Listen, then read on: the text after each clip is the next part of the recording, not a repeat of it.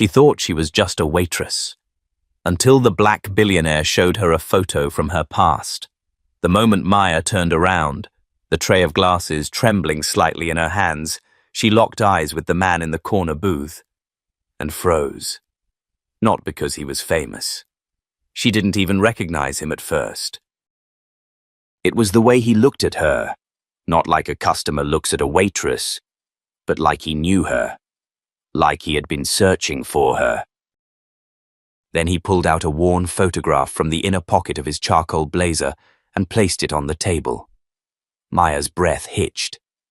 Because in that photograph, faded and bent at the corners, was a little girl.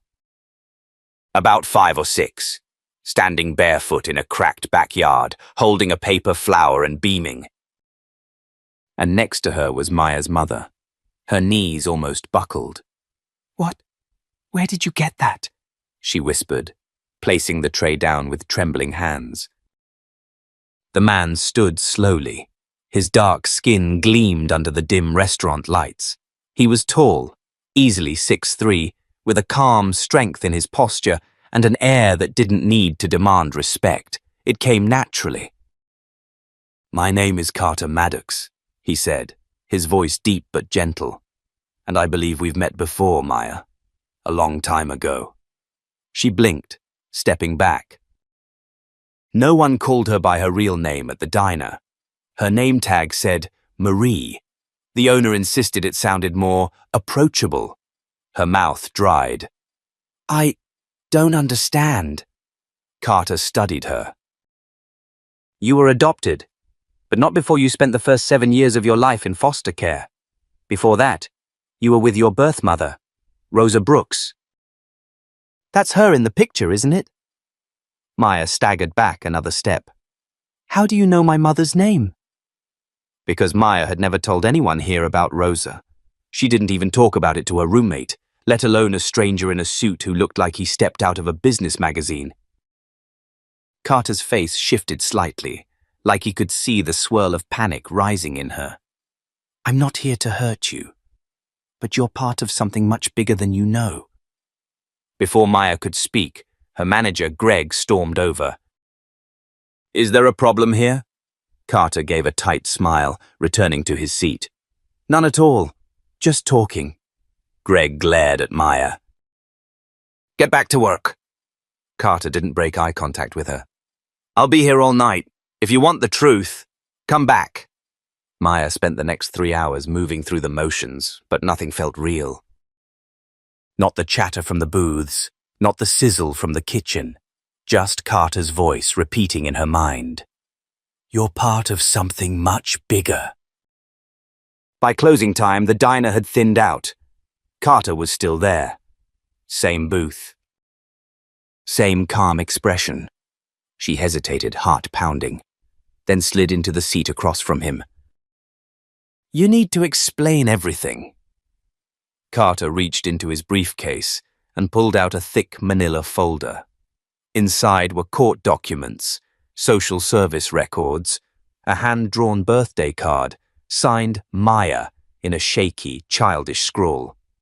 "I've been searching for your mother for over 20 years, he began. "She was the only person who ever helped me when I was a runaway, gave me shelter, fed me. Protected me. She saved my life." Maya's throat tightened. "She was like a sister to me." "We lost touch. I searched for her after I made my first million, but it was like she'd vanished. Then, 2 weeks ago, someone from my legal team found this photo in a storage unit in Detroit. With a file that had her name, and yours." Maya's hands gripped the edge of the table. "My mother, she died. I was 6. She was taken from me in a car accident. At least that's what my file said." Carter nodded slowly. "Yes. But I don't think it was an accident." The air shifted. "What?" "There are too many loose ends. No official police report." The shelter she was staying at was suddenly shut down. Records erased. And the file we found. Someone tried to destroy it. Maya stared at him. "Why would anyone do that?" because she was protecting something, or someone. You think that's me? I know it's you. The silence between them pulsed. Then Carter leaned in. Do you remember anything strange from that time? Flashes. A man yelling. Her mother pulling her into a closet. Whispers about documents. Then nothing. She whispered, just fragments. Carter slid over another document. It was a copy of a photograph. Her mother standing beside a woman in a lab coat. The words on the back, Project Haven. 1994. What is this? Carter's jaw tightened. That's what I need to find out. But I can't do it without you. Before Maya could respond, the bell above the diner door jingled.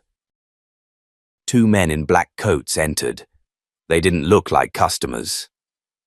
Carter's eyes flicked to them and his whole demeanor changed. He stood slowly. We need to leave, now. Maya's voice dropped. What's going on? I think someone knows you're remembering. The men walked past them, eyeing Carter closely, then took a seat near the counter. Carter slid a small flash drive across the table. Everything I've found is on there. If anything happens to me, go to this address. He scribbled it down on a napkin. Ask for Natalie Green. Maya was shaking. What is this? Who are you? Carter met her gaze, something fiery and unflinching in his voice now. I'm the only one who can help you find out who you really are. And with that, he stood, nodded once, and walked straight past the 2 men, disappearing into the cold New York night. Maya sat frozen in the booth, the flash drive in her hand burning hotter than anything she'd ever held. For 23 years, she thought she was just a waitress, but nothing about her life was simple anymore, and everything she thought she knew was about to be shattered. Maya didn't sleep that night. She sat on her couch, wrapped in a worn blanket, the flash drive Carter had given her clutched tightly in her palm like a relic. Her old laptop whirred loudly as it opened the folder titled Haven. There were dozens of files. Photos, scans of documents, surveillance reports. One video file labeled Rosa Brooks' Final Statement. She hesitated before clicking play. The screen flickered. Then came the image of a woman, her mother. Younger than Maya remembered, but unmistakably Rosa. Her hair was shorter, her eyes tired, wary, but burning with quiet urgency. If you're watching this, Rosa said into the camera, then I probably didn't make it. Maya's breath caught. I tried to hide the truth for as long as I could. I thought I could run, but they always find you. Project Haven wasn't about helping women. It was an experiment, funded by people who should have known better. They used us, lied to us, and when I found out the truth, I had to run. For Maya, for my daughter. The screen glitched, and Rosa's voice grew desperate. They want her. They don't care about the cost.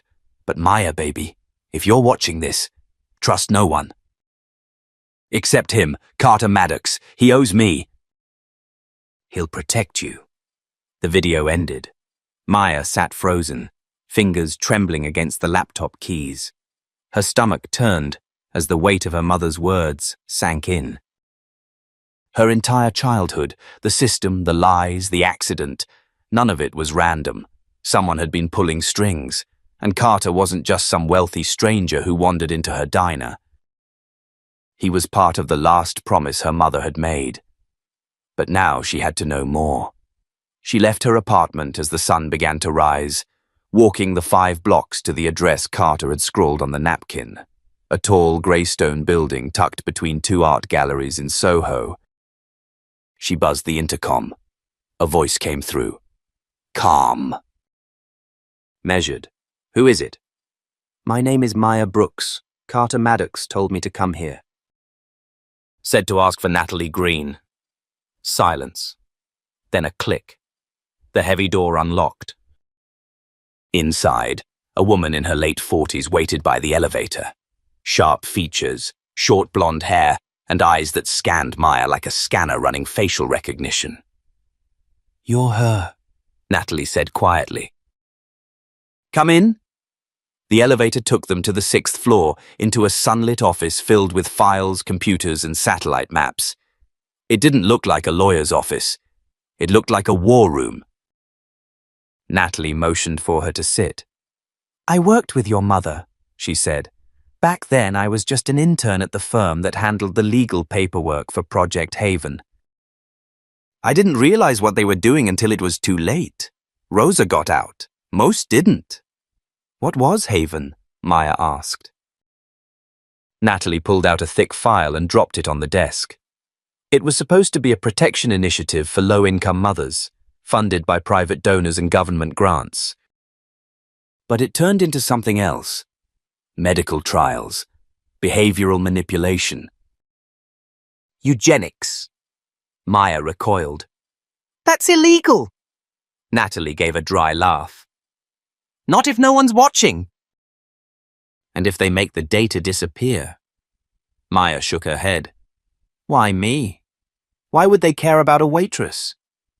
"Because you're the last surviving child from the program." That stopped her cold. "They tried to track down every mother and child. Some vanished, some were accidents. But Rosa, she hid you well. Changed your name, moved across 3 states, and she did it all while dodging federal-level surveillance." "Why didn't anyone stop them?" Maya whispered. "They had friends in high places. Still do. Which is why Carter has been walking a thin line helping you." Maya's voice broke. "Where is he?" Natalie hesitated. "We lost contact last night." "What?" "He had eyes on him when he left the diner. Our team tried to intercept, but he ditched his tracker." He knew they were close.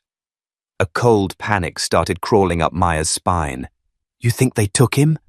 "We don't know, but if they did, it's because he has information."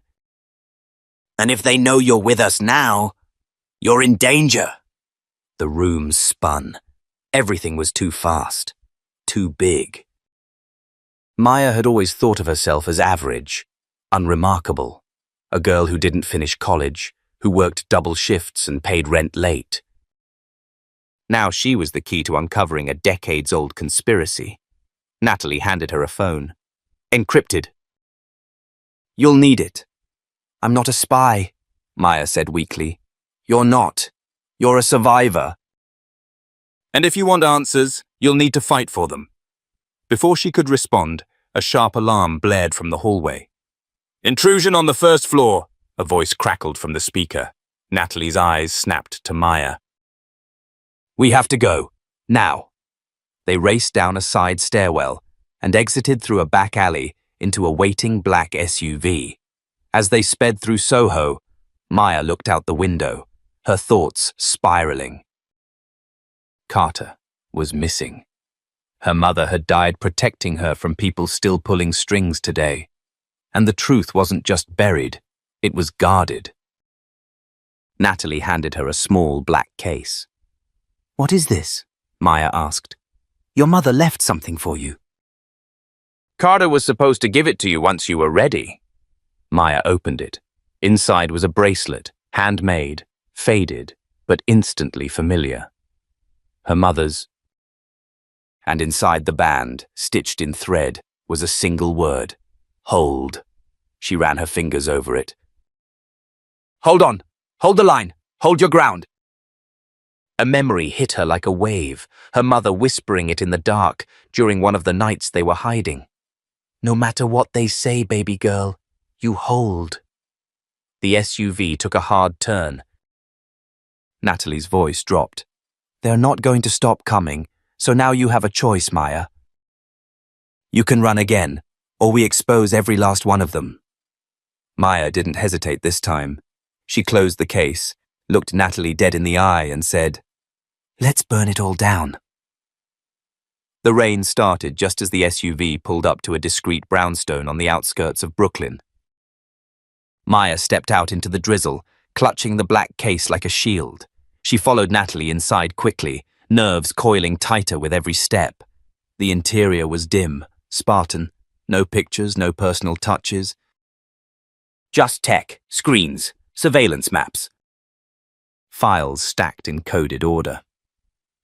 "This is one of our fallback sites," Natalie explained, locking 3 different latches behind them. "It's not in any known system." Not even Carter knew about it. Why the secrecy? Because we're not just hiding from a corrupt project, Maya. We're up against an entire network. People in law enforcement, the judiciary, medicine. Carter suspected a leak inside his own legal firm. We had to build a parallel operation. Maya sat down heavily on a bench near the wall, soaked through and shaking. She had so many questions, but one pressed hardest. Why didn't anyone stop this sooner? Natalie looked at her long and hard before answering. Because people like us don't have the power to stop them. We only have the power to survive. And if we're lucky, to expose. Before Maya could reply, a sharp chime echoed from one of the wall monitors. A woman's face appeared on the screen. Brown skin. Buzzed haircut, black turtleneck, calm but intense eyes. "Agent Parker," Natalie said. "Maddox resurfaced," the woman reported. "We caught a flash of him in surveillance near 72nd Street Station." He looked injured, limping, but not alone. Maya's heart jumped. "He's alive?" "For now, but he's being followed, not by us." "I'm guessing rogue contractors hired to clean up loose ends." "Where is he now?" Maya demanded. "He disappeared down a side alley. Then the feed cut." Natalie swore under her breath. "They're jamming the cameras. I've got one of our runners en route, but Maya, if you want to find him first, we'll need to move fast." Maya stood up. "I'm going with you." Natalie opened her mouth to argue, then caught the fire in Maya's eyes and simply nodded. 20 minutes later, Maya was in a black hoodie and jeans, moving through the subway corridors near 72nd Street. Her eyes scanned every passerby, every turn of a camera, every glance that lingered too long. Her phone buzzed. "Unknown number. You're being watched. 3rd stairwell on the left. Now." Natalie whispered in her earpiece. "Ignore it. Could be a trap." But Maya had a gut instinct, one honed not by training, but by survival. "I'm going." She moved quickly, dodging between 2 tourists with luggage, ducking into the stairwell. At first, there was nothing, just flickering lights and a musty smell. Then she saw him. Carter. He was leaning against the wall, one arm clutched to his ribs, a smear of dried blood along his temple. He looked up as she approached, a flicker of disbelief in his eyes. "Maya," he rasped. "You're supposed to be smarter than this," she said, voice cracking as she crouched beside him. He gave a tired half-smile. "Guess I underestimated how much they wanted to erase me." "Who's after you?" Carter grimaced. "Not who." "What? The people who ran Haven, they never dismantled it. They renamed it." "Privatized it. It's now run under a biotech front, Ardenix Labs, and they're still experimenting." Maya's stomach dropped. "How do you know?" "I broke into one of their research hubs, pulled files, names." "They're targeting children now, foster kids. No one asks questions when they go missing." Suddenly, Maya heard footsteps above. "Quick, heavy, armed." "We have to move," she hissed, but Carter didn't get up. "My leg's hit." "I won't slow you down. I'm not leaving you." He grabbed her wrist. "Then take this. It's everything I found." He pressed a slim drive into her palm, identical to the one from before. Maya stared at him. "This better not be a goodbye," a voice shouted from above. Flashlight beams swept the stairwell. Carter groaned and slumped. "They can't catch both of us." A gun cocked. Maya spun. But before she could think, a flash of light exploded from the bottom of the stairwell, followed by smoke. A tall figure in a gas mask emerged, grabbed Carter's arm, and nodded at Maya. "Move!" It was Agent Parker. They stormed through a hidden door in the wall, down another passage, and up into the street through a manhole near the corner of Columbus Avenue. The moment they surfaced, the adrenaline hit her like a flood. Carter was alive. But barely. Back in the van, as Parker applied pressure to his wound, Maya clutched the second drive like a lifeline. Natalie's voice crackled through the radio. "What did you find?" Maya answered softly, eyes blazing. "Proof. And names." Parker looked over. "Once we release this, there's no going back." Maya didn't hesitate. "Good.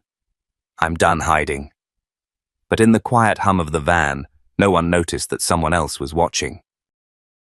A tiny tracker embedded in Carter's belt pulsed faintly, activated by the blood loss, broadcasting a signal. They weren't safe yet. The real game had just begun. The safe house was darker now, its dim emergency lights casting long, flickering shadows across the concrete floor. Maya sat near Carter's cot, the faint beep of a portable heart monitor pulsing in sync with the tension in the air. Agent Parker stood guard by the reinforced steel door, fingers twitching near her holster. Natalie paced the room, phone to her ear, her voice low and sharp. She ended the call and looked at Maya with an urgency that burned. "They've activated a kill protocol." Maya blinked. "What does that even mean?" "It means that Ardenix has moved beyond damage control. They're not just hunting Carter. They're scrubbing the whole operation, witnesses, documents. Even digital backups. Whatever's on that drive, it's a death sentence." Parker finished grimly. Maya stood. Her body ached, her head spun, but her mind had never been clearer. "Then we leak it. All of it." "The names, the locations, everything." Natalie hesitated. "If we do that without proof of ongoing experiments, they'll spin it. Say it was a rogue operation, long shut down. Carter's word alone isn't enough." "I'm not just leaking words," Maya said. "I'm going to Ardenix." Parker and Natalie stared at her like she'd grown a second head.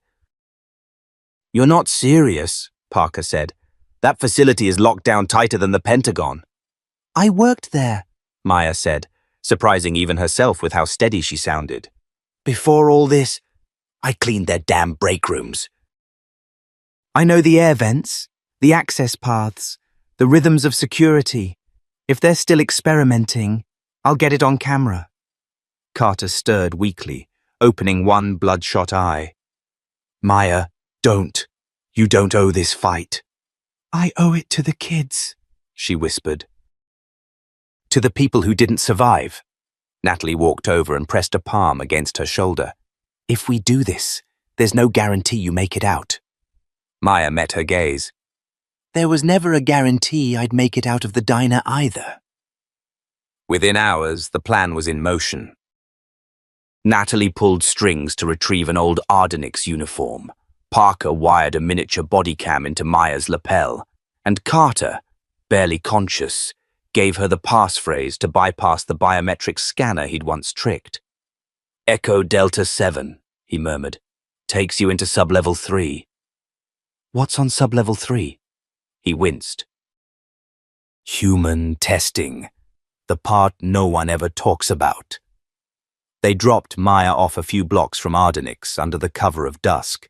From the outside, the building looked like any clean corporate lab, a glass box of innovation, polished to perfection. But as she approached, her hands started to sweat, not from fear, from memory. She remembered pushing trash bins through these halls, overhearing murmurs about response rates and neurological compliance. Once, she'd caught sight of a child behind a glass wall, eyes vacant, hands trembling, and no one ever looked back. Now, Maya was back, but not as a cleaner. As a reckoning. She slid her ID badge, swapped earlier by Natalie, through the main access panel. The green light blinked. Access granted.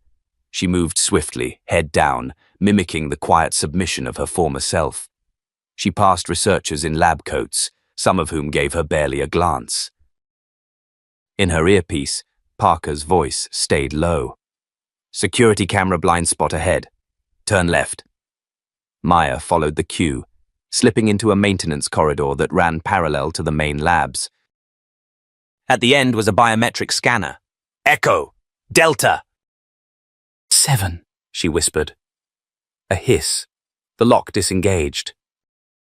She pushed the door open and descended. Sublevel 3 was colder. Sterile. Wrong. Rows of holding cells lined the walls. Inside were teenagers, maybe younger. Some slept, some twitched. All wore white hospital gowns. She gasped. This wasn't some past experiment, this was active. She moved quickly, filming everything. Medical tags, test setups. Faces. Suddenly, a scream tore through the corridor. One of the boys, barely 10, was strapped to a gurney, his limbs bound tight. A technician held a syringe filled with a glowing serum. No, Maya breathed, stepping forward instinctively. The tech looked up, confused by her presence. Who are you? Maya didn't think. She shoved the cart toward him, knocking the syringe from his hand, then pulled the boy free. Alarms exploded.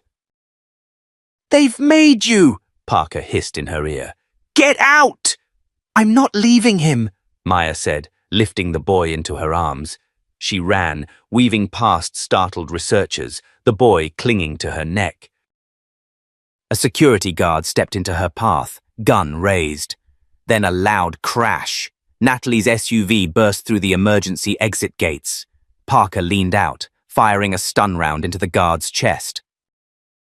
Move, Maya!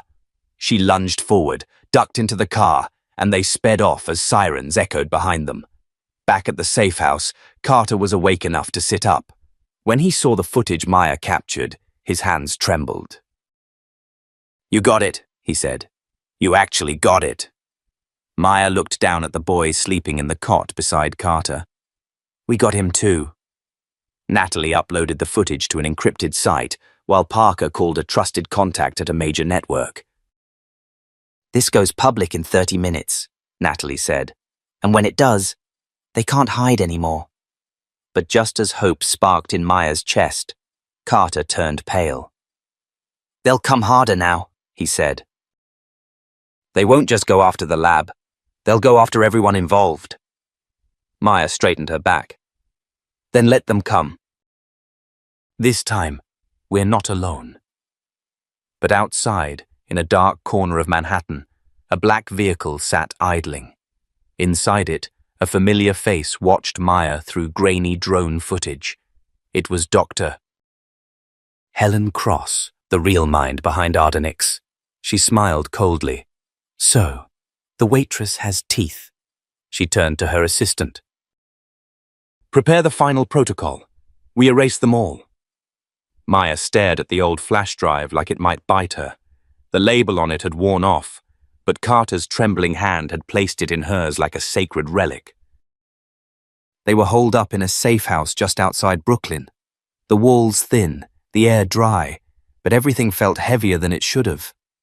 Maya hadn't spoken since he handed it to her. It's all in there, Carter said hoarsely. Patient files, test videos, the ledger with names, even the off-book investors. Natalie turned away from the laptop she'd been working on. We need to decrypt it. I'll start running it through a secure, air-gapped system. Carter shook his head. You do that, and they'll pick up the energy signature in hours. They've got trackers on most of the drives.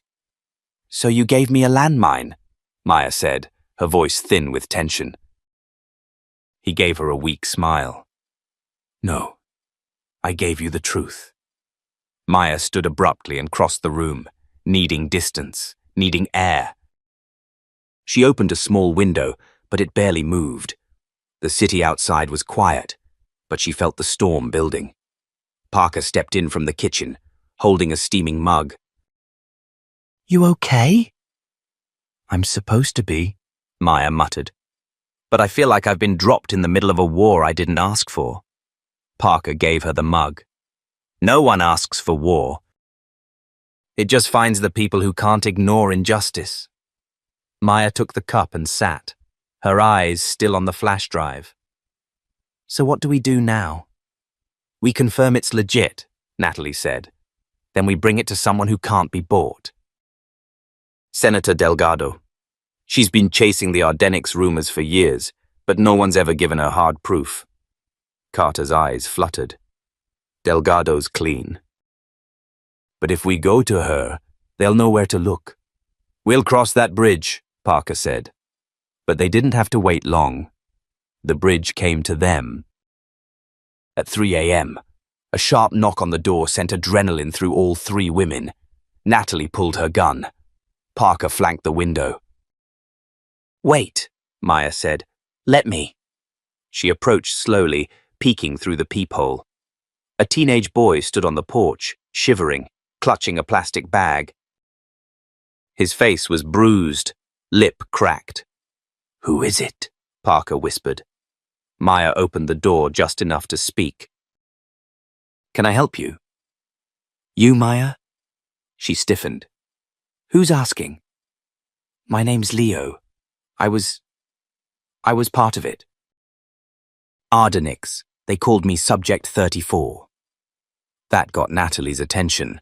She motioned him inside fast and locked the door.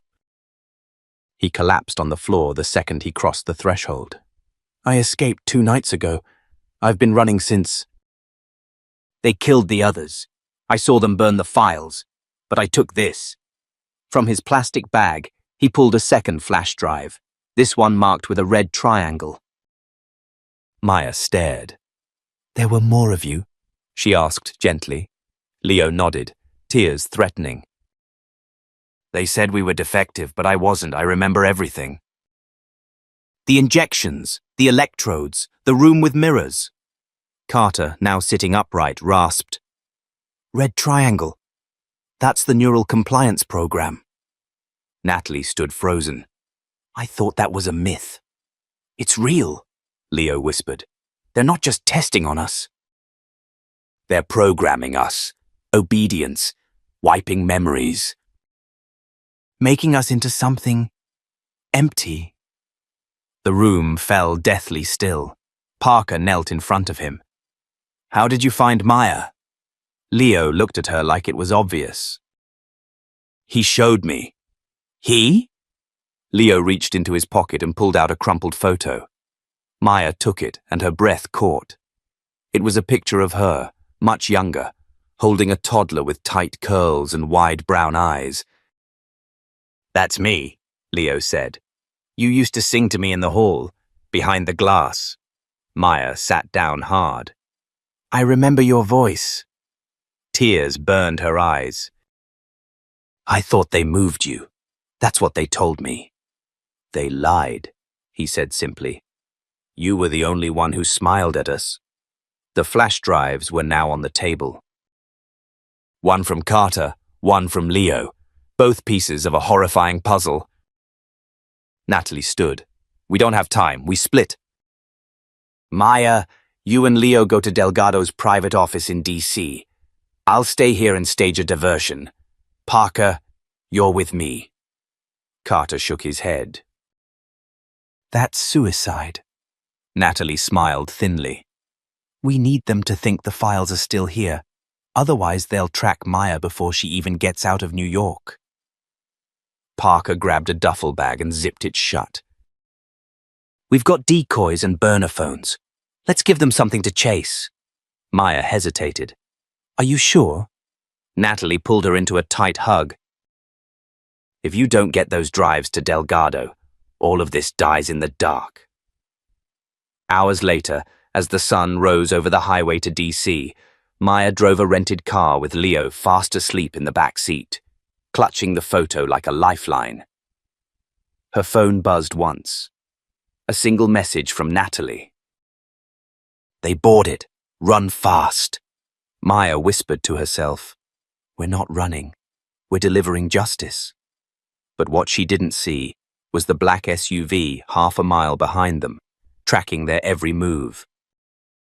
And inside it, a masked man smiled as he opened a live video stream from a hidden camera inside their car. "They're bringing it right to us," he muttered. Then he activated the GPS relay and set the trap.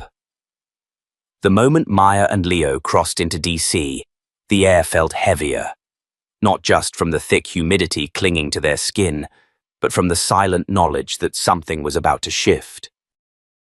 That weight hadn't left Maya's chest since they left Brooklyn, and Leo, he hadn't said a word since waking up. He just kept staring at the photo of a younger Maya holding him as a baby. They pulled into a parking structure beneath a government building with tinted windows and extra security cameras. Maya reached into her glove compartment, pulled out a forged ID badge, and clipped it to her collar. "You ready?" she asked, glancing at Leo.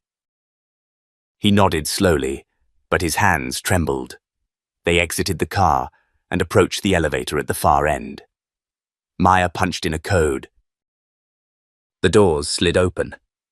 "I thought you said this place was safe," Leo murmured, eyes darting nervously. "I said it was quiet," Maya replied. "There's a difference." The elevator took them to the 12th floor, where Senator Eva Delgado kept her off-the-books office. No signage, just a steel door and a keypad. Maya entered the code Natalie had sent. 1984, Orwell's warning. The door unlocked with a soft click. Delgado was waiting. Tall, Latina, early 50s with silver strands streaked through jet black hair, pulled into a tight chignon. She wore a navy blazer and didn't smile. "You brought company," she said. "This is Leo," Maya replied. "He's the reason we're here." Delgado nodded once and motioned them in. The office was sparse, just a large desk, a few secure filing cabinets, and a wall lined with encrypted servers. Maya handed her the 2 flash drives. Delgado slipped on gloves and inserted the first. Within seconds, the screens lit up with raw footage, children in white rooms, medical procedures, biometric scans, whispered voices. Leo flinched. "That's it." "That's the room." Delgado turned slowly, her face unreadable. "Jesus Christ, this is real." "You thought we were exaggerating?" Maya asked, her voice sharp. "I thought it was speculation, whispers, not this." Delgado turned to the second flash drive, the one Leo had brought. And everything changed. On screen, a list of names appeared. Powerful ones.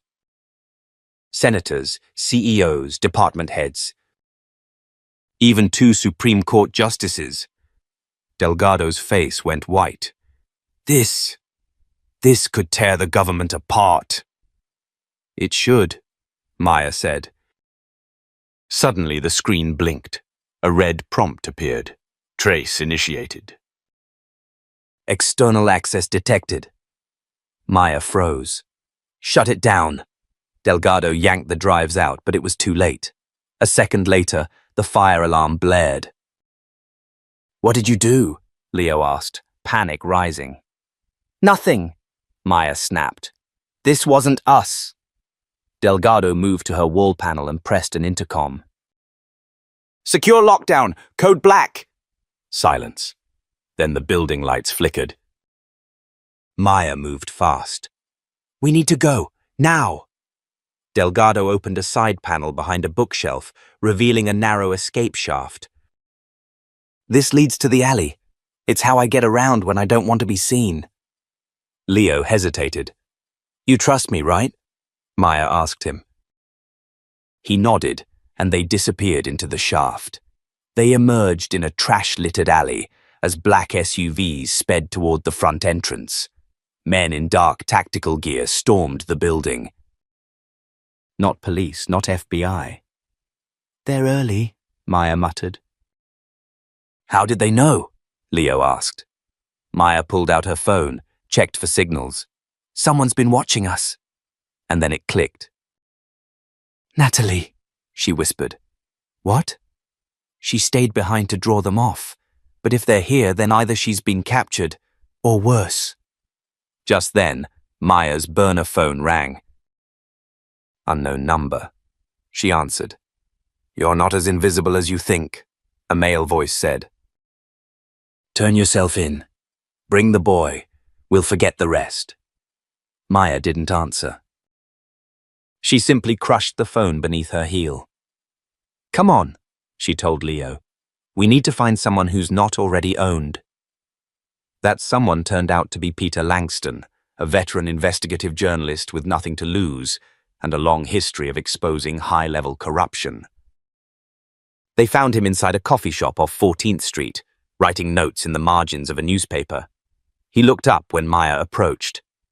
I was wondering when you'd show up, he said dryly. Been hearing whispers about you. Maya slid into the booth. You're going to want to see this. She handed him a copy of the Red Triangle Drive. He plugged it into a private device and scanned through just enough to pale visibly. Sweet mercy, he whispered. If this is real... It is, Maya interrupted. And we need it to go public. Fast. He shook his head. This isn't something I can leak in an article. This has to go global. We're talking whistleblower-level press conference. Testimony. Documents. Photos. And even then, they'll still come for you. I don't care anymore, Maya said. Let them come. Leo's voice broke through quietly. I just want them to stop hurting kids like me. Langston looked at the boy, and then he nodded. I'll set it up. 3 hours later, Langston's studio was live streaming a press conference to over 1 million viewers. Maya stood at the podium, Leo beside her, as Delgado confirmed the validity of the drives and named the key conspirators. The nation exploded. Within minutes, hashtags trended. Networks cut into regular programming. Protesters gathered. Anonymous sources came forward. And the walls of Ardenix began to crumble. But Maya knew it wasn't over. She also knew exactly who was still watching. And what he'd do next. Because as Maya left the building through a back door, her eyes locked onto a black car parked across the street. Inside, a familiar man in a grey suit stared back. The same man who had taken Leo from her life all those years ago. Her voice was barely a whisper. Director Wells. And he smiled. Cold, calculated, letting her know this war had only just begun. The hotel room on the outskirts of Baltimore was bare, except for 2 chairs, a queen-size bed, and the constant ticking of a cheap analog clock. Maya stood by the window, blinds cracked just enough to catch the flicker of headlights on the highway. Leo was curled up in the corner with a blanket around his shoulders, barely speaking since the press conference. She could feel the storm coming. They'd gone public, and the world was watching, but the enemy hadn't flinched. If anything, it had recalibrated. I thought this would change everything, Leo muttered without looking up. But they're still out there. It did change things, Maya said quietly, just not all at once. There was a knock at the door. 3 quick taps, a pause, then one more. Langston. She opened it, gun drawn, but lowered the second she saw his weathered face. He stepped inside, drenched in rain. I got something, he said, tossing a flash drive onto the table. You're not gonna like it. Maya plugged it into her laptop. What came up made her blood run cold. A live video feed, a white-walled holding room. In the center, Natalie. Bruised, tied to a chair, and pacing behind her, calm as a metronome, was Director Wells. I told you, Langston said. They didn't just let that press conference slide. Leo sat up, eyes wide. "They have Natalie?" Maya's jaw clenched. "Where is this feed from?" "Satellite bounce," Langston explained. "Encrypted signal from a facility somewhere near Quantico. Deep black. No official records, but I got a whisper from someone inside. It's an off-the-books NSA site used for rendition and containment of domestic threats." "She's bait," Maya realized. "They want me to come get her." "Of course they do," Langston said. "And you're not supposed to survive it." Leo stood up. "So what are we going to do?" She looked at him. "We're going to flip the script." They left the hotel before dawn. Maya didn't need Langston's help for this part. She had her own contacts, ghosts who owed her favors, soldiers turned shadows. One of them, a former NSA tech named Denise, secured the site's layout and patrol schedules. Another, a combat vet named Briggs, handed Maya a bag of gear with a nod. No words exchanged. Just loyalty.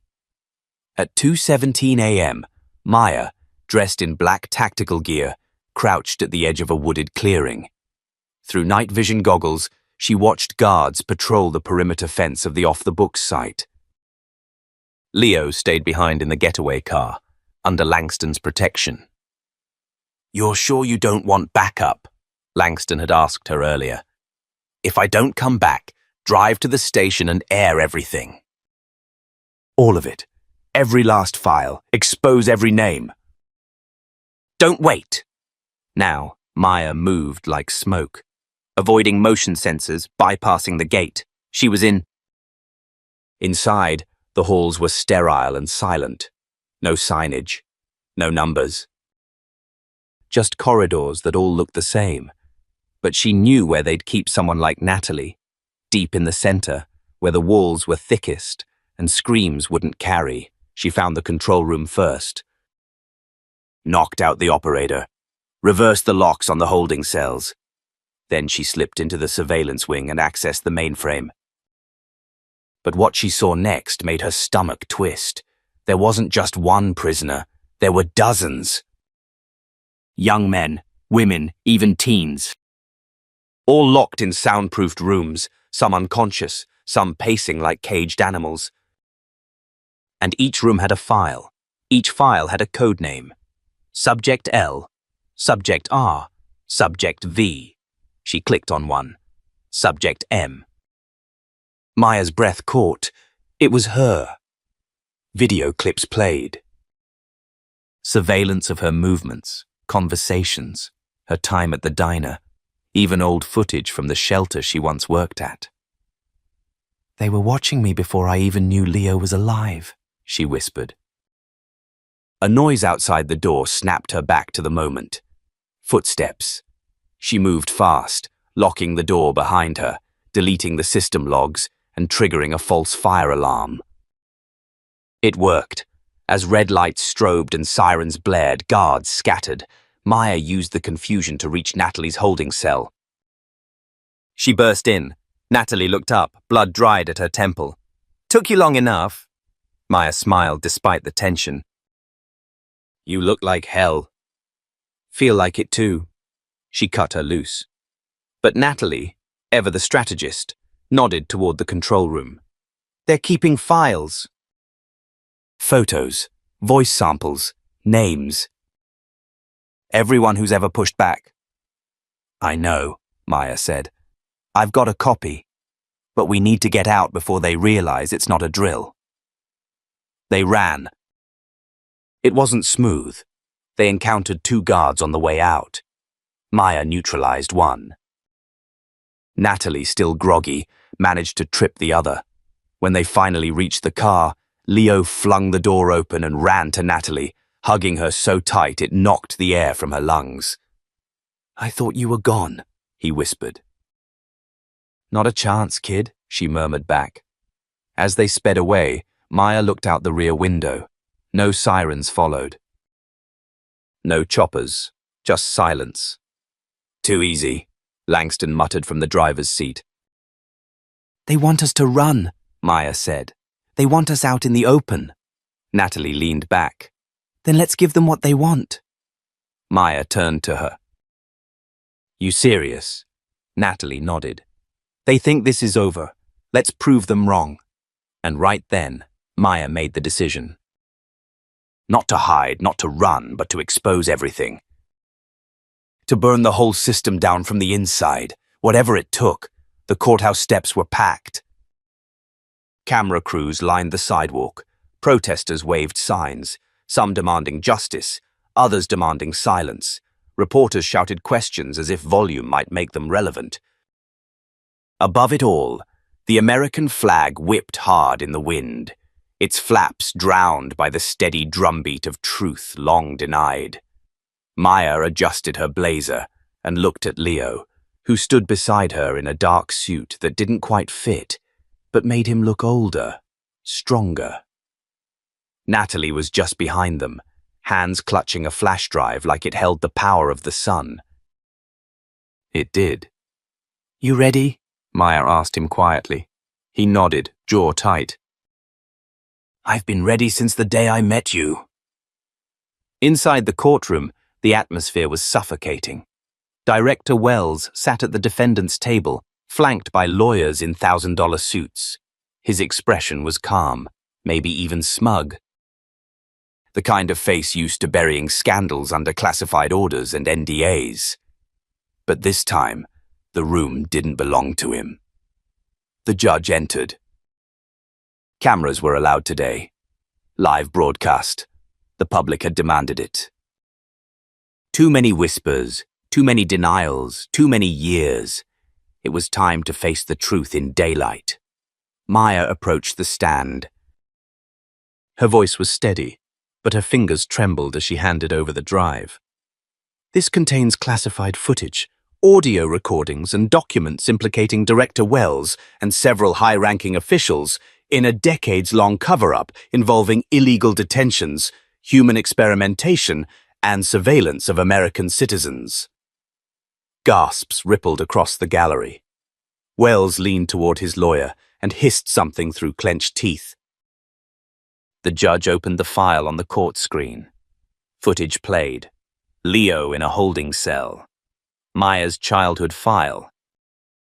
Audio logs of Wells giving direct orders to contain dissidents. It was undeniable. Still, the defense tried to spin it. These individuals are not qualified, the lawyer argued. This footage was stolen, taken out of context. My client is a patriot. Natalie stepped forward. I worked in that agency. I've seen the rooms. The experiments, the targets, he's not a patriot. He's a predator with a badge. Silence fell like a curtain. Then Leo rose. He wasn't supposed to speak. He wasn't on the docket. But he stepped into the aisle anyway, looked the judge in the eye and said, I was just a kid. All I ever wanted was to know where I came from. Why people looked at me like I didn't belong. Now I know it was because someone made that choice for me. Someone decided I was dangerous before I even got a chance. He turned to Wells. You tried to erase me, but you didn't count on her. He pointed at Maya. She saved me. Not because she had to, because it was right. The judge exhaled slowly, then spoke. In light of the overwhelming evidence, this court finds Director Wells guilty on all counts. Further proceedings will determine the full scope of his crimes and appropriate sentencing. Applause erupted. Not polite, not civil. Explosive. Outside, the crowd cheered as news alerts lit up phones across the country. For the first time in decades, the truth had won. The cover-up was unraveling in real time. Investigations were launched. Resignations flooded in. And Maya? She didn't smile. She breathed. For the first time in years, she let herself breathe. That night, on a rooftop above the city, Maya, Leo, and Natalie sat watching the skyline flicker. Drones hovered. Cameras flashed, but for a moment, it felt like peace. So, Natalie asked. What now? We rebuild, Maya said. And we make sure no one buries this again. Leo leaned his head on her shoulder. You think people will listen? Maya looked up at the stars, then down at her phone, where the views on their court testimony had already passed 10 million. They're already listening. She turned to the camera, hers, not the network's. The one she carried in her bag.